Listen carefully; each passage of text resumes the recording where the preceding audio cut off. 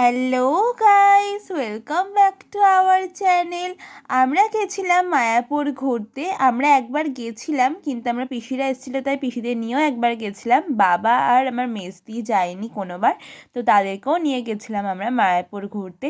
তো মায়াপুরের মন্দির তো এখনও তৈরি হয়নি, তোমরা তো জানোই নিশ্চয়ই। তো আমরা একবার গেছিলাম, তখনও তৈরি হয়নি। তারপরও একবার গেলাম, এখনও তৈরি হয়নি। কবে যে তৈরি হবে, ছোট থেকে শুনছি যে তৈরিই হচ্ছে। তারপর সেখান থেকে আমরা অনেক জায়গায় ঘুরেছি। তারপর আমরা গোশালা গেছিলাম। গোশালাতে দেখতেই পাচ্ছ কত গরু ছিল, মানে পুরো ভর্তি ছিল। আমাদের বিস্কুট ছিল, তো আমরা বিস্কুটগুলো একটু খাওয়াচ্ছিলাম। তারপর সব গরুকে একটু আদর করার পরে আমরা অন্য জায়গায় সব ঘুরছিলাম।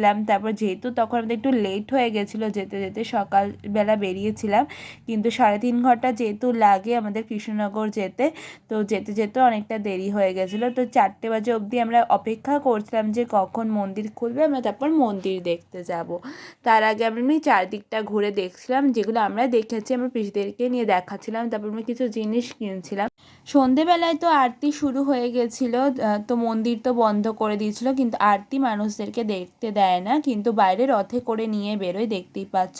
তারপর আমরা প্রসাদও খেয়েছিলাম। পুরো ভ্লগটা আমার চ্যানেলে আছে, আমার চ্যানেলে বড় ভ্লগ দিয়েছি, তোমরা যদি দেখতে চাও তো আমি লিংক দিয়ে দেবো, লিংক ক্লিক করে দেখে নিও।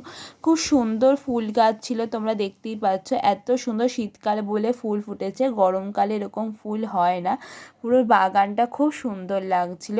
তারপর আমরা আসার সময় বিরিয়ানিও খেয়েছিলাম। ভিডিওটা ভালো লাগলে একটা লাইক করে দিও, চ্যানেলটাকে সাবস্ক্রাইব করে দিও। Thanks for watching.